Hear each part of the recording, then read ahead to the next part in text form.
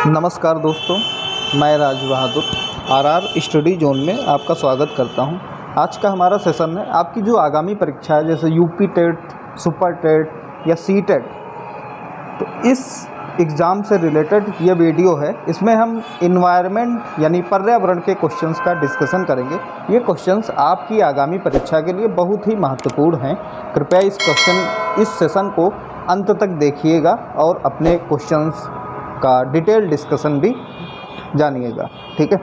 तो आज का हमारा क्वेश्चन आपकी स्क्रीन पे दिया गया है, जैसे कि नंदा देवी पर्वत किस राज्य में स्थित है। ऑप्शंस हैं आपके पास राजस्थान, उत्तर प्रदेश या उत्तराखंड।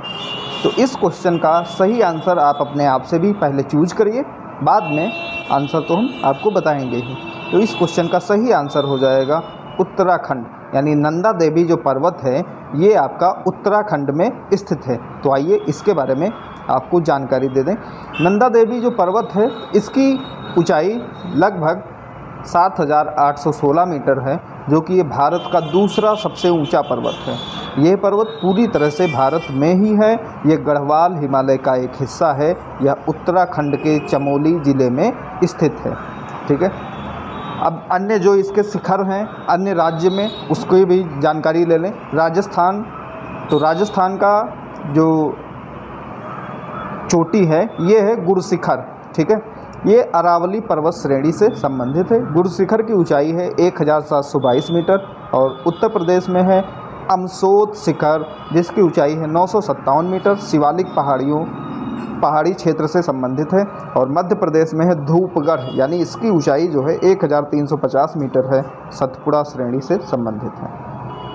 अगला प्रश्न है कि द्वीप देश फिजी किस महासागर में स्थित है। ऑप्शन है आपके पास हिंद महासागर, आर्कटिक महासागर, अटलांटिक महासागर या प्रशांत महासागर। तो इस प्रश्न का सही उत्तर है प्रशांत महासागर, यानी ऑप्शन 4 आपका सही हो जाएगा। इसके बारे में जानते हैं। तो फिजी जो है ये प्रशांत महासागर में एक स्थित द्वीप है। प्रशांत महासागर विश्व का सबसे बड़ा और सबसे गहरा महासागर है। ये उत्तरी आर्कटिक महासागर से दक्षिणी महासागर तक फैला हुआ है और पश्चिम में एशिया और ऑस्ट्रेलिया के महाद्वीपों और पूरब में अमेरिका द्वारा घिरा हुआ है। हिंद महासागर विश्व का तीसरा सबसे बड़ा महासागर है, जबकि आर्कटिक महासागर विश्व का सबसे छोटा और सबसे उथला महासागर है। अटलांटिक महासागर की अगर बात करें तो अटलांटिक महासागर विश्व का सबसे बड़ा महासागर है, ठीक है। अगला प्रश्न है कि किस यामोत्तर या देशांतर को भारत का मानक यामोत्तर कहा जाता है। ऑप्शन है आपके पास 27.5 degree east, 27.5 degree west, 82.5 degree west या फिर 82.5 डिग्री ईस्ट। तो इस प्रश्न का सही उत्तर हो जाएगा ऑप्शन 4, यानी 82.5 डिग्री पूर्व में ये भारत का मानक यामोत्तर माना जाता है। देखते हैं इसके बारे में। 82.5 डिग्री ईस्ट जो है ये यामोत्तर या देशांतर को भारत का मानक यामोत्तर भी कहा जाता है। भारत का मानक यामोत्तर ग्रीनविच मेरिडियन के पूर्व में है। भारतीय मानक समय प्रति संतुलन UTC प्लस 5.5 घंटे है। ग्रीनविच मीन टाइम यानी GMT ग्रीनविच में रॉयल वेधशाला में औसत सौर समय है। भारत का मानक यामोत्तर जो है ये कुछ राज्यों से गुजरता है जो आपके सामने हैं। इसमें से हैं उत्तर प्रदेश, मध्य प्रदेश, छत्तीसगढ़, उड़ीसा और आंध्र प्रदेश, ठीक है। तो आप इसकी शॉर्ट ट्रिक भी समझ सकते हैं, UMCOA, ठीक है। आप ऐसे या फिर COMAU कुमाऊं, ये आपकी शॉर्ट ट्रिक हो जाएगी। आप इससे याद कर सकते हैं जहाँ से ये मानक यामोत्तर गुजरता है, ठीक है। अगला प्रश्न है कि बीहड़ आम तौर पर भारत में किस नदी बेसिन में पाए जाते हैं। ऑप्शन है आपके पास पेरियार, चंबल, कावेरी या वैगई। तो इस प्रश्न का सही उत्तर हो जाएगा चंबल नदी।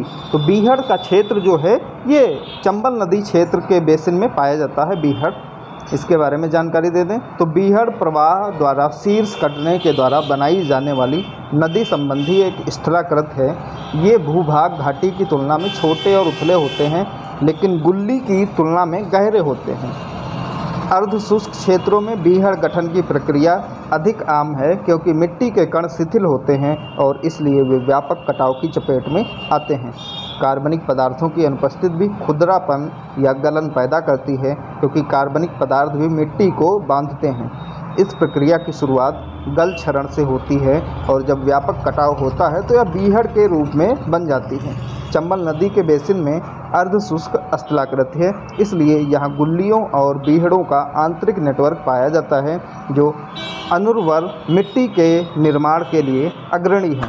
पेरियार, कावेरी या वैगई के नदी घाट अर्ध शुष्क नहीं हैं और न ही उनमें कार्बनिक पदार्थों की कमी है, इसलिए यहाँ पर बीहड़ नहीं पाए जाते हैं। अब बात करते हैं चंबल नदी के बारे में।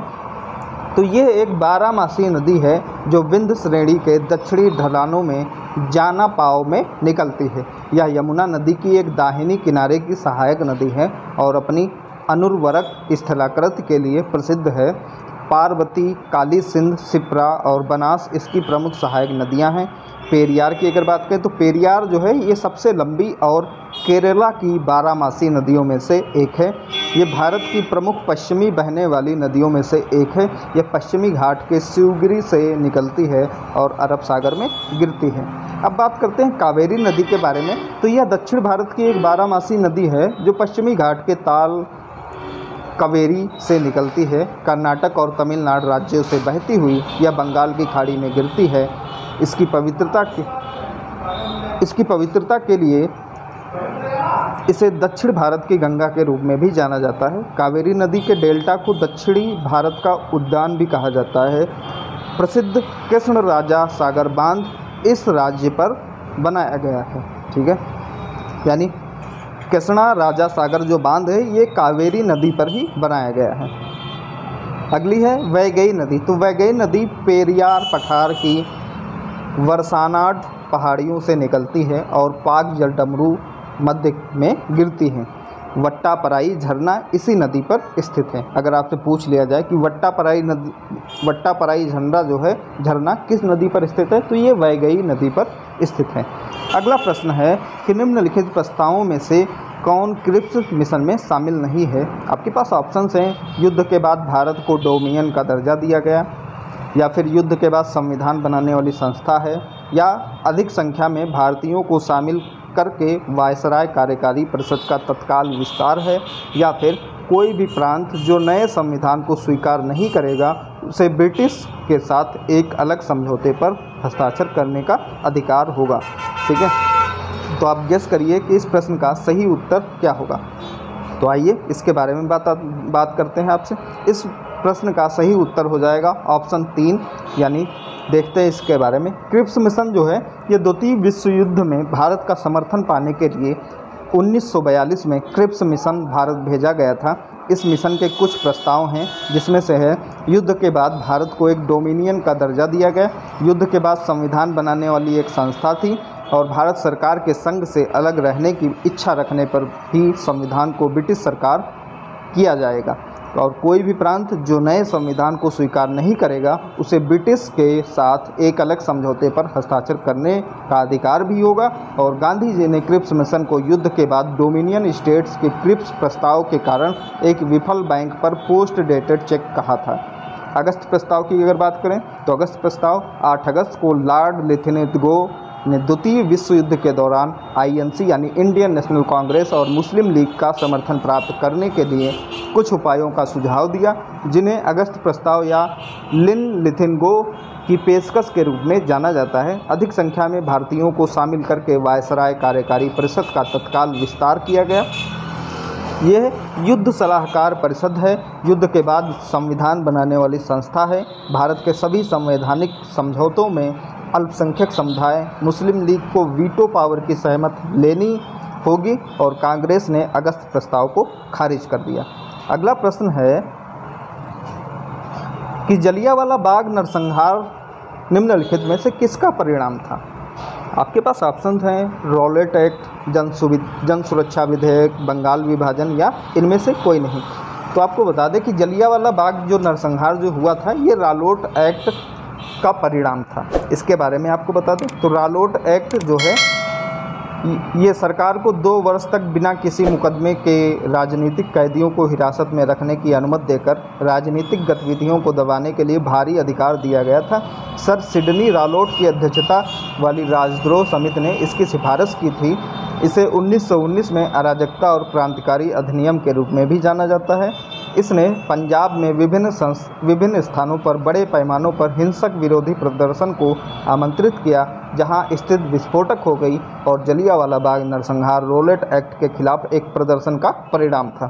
9 अप्रैल 1919 को 2 राष्ट्रवादी नेताओं सैफुद्दीन किचलू और डॉक्टर सत्यपाल ने बैठकों का विरोध भी किया, जिससे बड़े पैमानों पर नाराजगी हुई और 13 अप्रैल यानी बैसाखी के दिन इसको जलियांवाला बाग में हजारों व्यक्ति प्रतिबंधात्मक आदेशों से अनभिज्ञ थे, जिसके परिणाम स्वरूप जनरल डायर ने अब एक आदेश दिया और हजारों व्यक्तियों के खिलाफ खुली गोलीबारी कर दी गई। अगला प्रश्न है कि निम्नलिखित में से कौन सा देश सबसे पहले महिलाओं को वोट देने का अधिकार देने वाला था? ऑप्शन से आपके सामने फ्रांस, अमेरिका, ऑस्ट्रेलिया या यूके। तो आपको बता दें इस प्रश्न के अकॉर्डिंग इस प्रश्न का सही उत्तर हो जाएगा ऑस्ट्रेलिया। लेकिन पहला राज्य जो है यानी पहला देश जो है वो अलग है, जो इसमें नहीं दिया गया है। तो आपको बता दें अगर देखा जाए जैसे अभी हमने बताया पहला देश कौन सा है, तो महिलाओं को मतदान देने का अधिकार सबसे पहला देश है न्यूजीलैंड, उसके बाद आया है ऑस्ट्रेलिया, ठीक है। और उसके बाद जो है अगर यूरोपीय देशों की अगर बात करें तो सबसे पहला यूरोपीय देश था फिनलैंड, जिसने महिलाओं को मतदान देने का अधिकार दिया गया था, ठीक है। अब बात करते हैं इस प्रश्न के बारे में। महिलाओं को मतदान देने का अधिकार ऑस्ट्रेलिया इस प्रश्न के अकॉर्डिंग सही हो जाएगा कि ऑस्ट्रेलिया ने दिया है सॉरी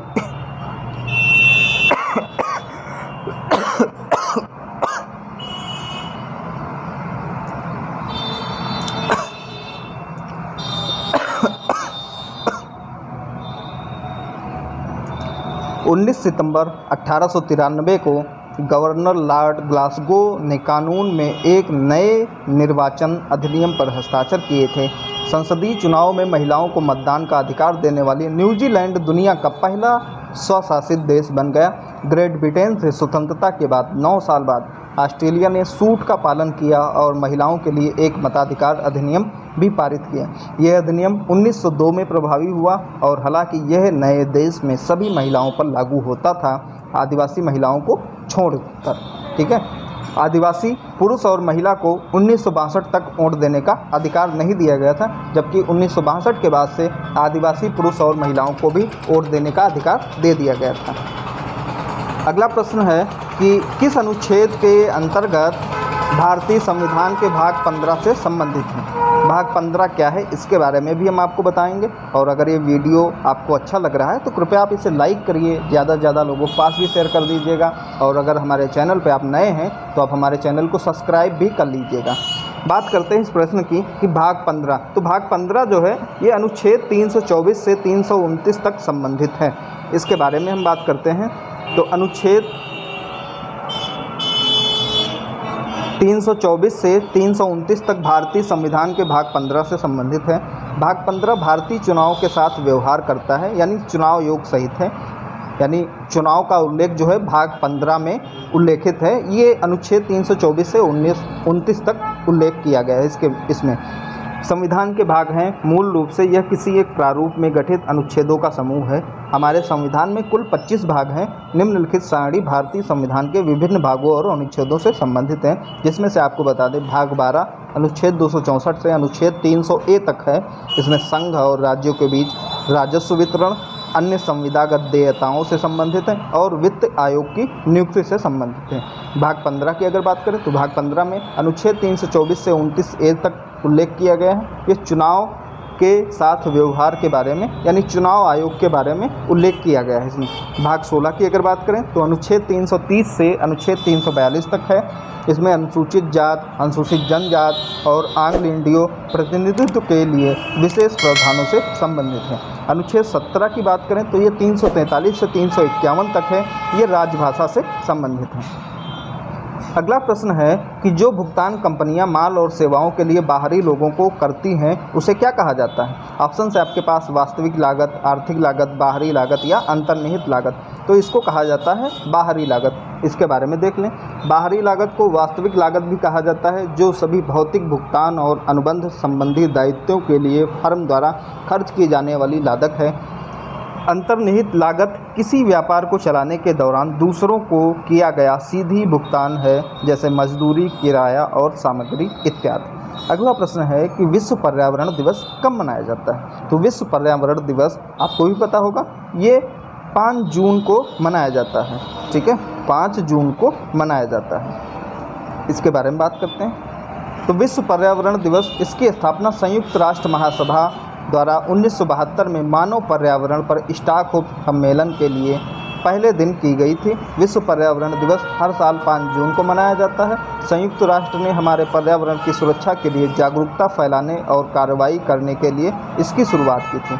5 जून को विश्व पर्यावरण दिवस मनाया जाता है। 21 मई को आतंकवाद विरोधी दिवस मनाया जाता है, जबकि 14 नवंबर को बाल दिवस और जवाहरलाल नेहरू जयंती भी मनाया जाता है, जिसकी याद में 14 नवंबर को बाल दिवस मनाया जाता है। तो आज का सेशन यहीं पर ख़त्म करते हैं। उम्मीद करते हैं ये वीडियो आपको अच्छा लगा होगा। अगर ये सेशन आपको अच्छा लगे तो आपसे यही उम्मीद है कि आप इस सेशन को लाइक करके ज़्यादा से ज़्यादा लोगों के पास भी शेयर करेंगे। और अगर आप हमारे चैनल पर नए हैं तो आप हमारे चैनल को सब्सक्राइब करके बेल आइकन भी दबा दीजिएगा, जिससे कि आपको अपकमिंग वीडियोज़ के नोटिफिकेशंस भी मिलते रहें। और अगर आपको कोई भी प्रश्न के बारे में आपको जानकारी लेनी है तो आप कमेंट के माध्यम से जान सकते हैं। तो मिलते हैं अगले वीडियो में। Thank you.